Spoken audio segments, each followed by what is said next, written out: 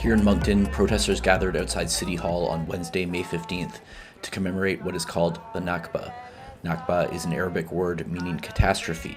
It's a reference to the violent displacement of hundreds of thousands of Palestinians from their homes during the Arab-Israeli War, which accompanied the founding of the State of Israel in 1948.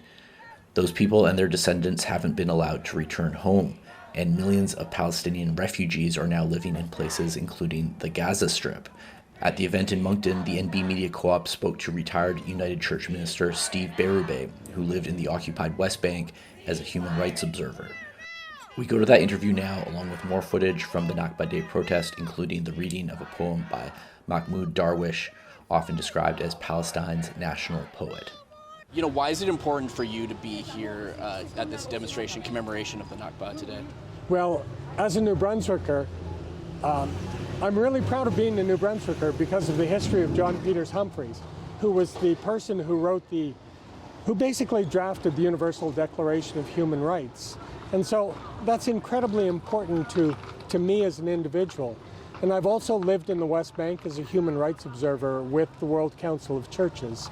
And I saw what the occupation was like and the harm that it was doing to the Palestinians when I was there in 2013. And every time I've gone back since then. So, could you describe what you saw in the West Bank? Sure. One of the things that I learned early on in ministry was you can hide virtually anything you want inside of a home. So imagine what goes on behind a 30-foot concrete wall. And that's the reality. Every day there were violations of international human rights and humanitarian laws. Palestinians were not able to travel freely. They were not able to access their land to harvest their crops. They faced at almost every turn, they faced roadblocks or interventions by the Israeli military. And so when you see people like that who are trying to live in peace, who are trying to build a life for themselves and their family, it becomes something that you feel in your heart. And you can't help but want to go and to be with them, and even 7,000 kilometers away, to be able to do what you can in support of them. Did you visit the Gaza Strip? We weren't allowed into the Gaza Strip. We were only able to look over the fence. But the Gaza Strip is incredibly small. And so we were able to climb a couple of towers where we could see out to the coast. And we could see the cities. It's a beautiful landscape. But right now it lies in rubble.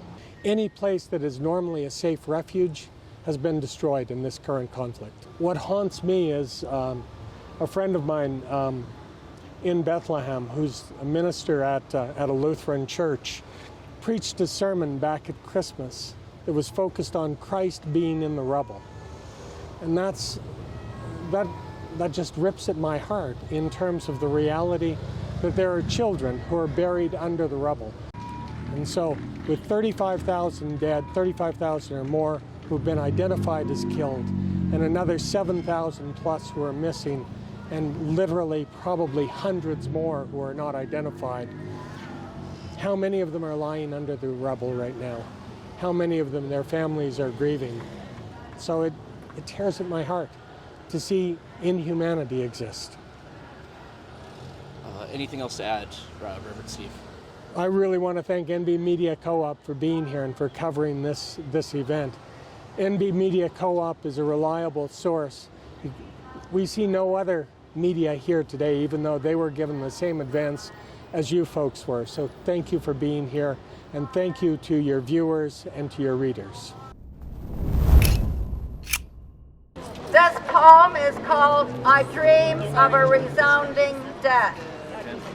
I dream of a resounding death, so allow me to die as I please. No one will grieve me, no one will eulogize me, and perhaps you won't find my corpse, so no one will bury me. And so my grave will be the air, and that my headstone will be a cloud that children can sit beneath for shade and grow. They don't cut off air, Ilra Lord, so this is a good chance to write about this madness. I'm not free in this absence. I'm not free while I'm subject to a silent death that no one will know about. I'm not free when I cannot die as I wish to die, but I'm free when I die. So destroy more and blow up more and dig up the land with more death. Our land is an enormous flute. Each time you pierce a new hole in it, it plays a new tune from the maqams of impossible return from the rubble. It's 7:45 at night. Now I will sleep and prepare my body for any surprise missile that may blow it up. I will prepare my memory and my dreams to become breaking news of a statistic. Maybe the missile will arrive in my sleep and I won't feel any pain. These are our final dreams in the war, a pathetic ending to the lofty dreams. I step away from the family's fear and heat to my mattress, and I ask a question. Who told the Gazan that the sleeping do not feel pain? And I slept. Thank you.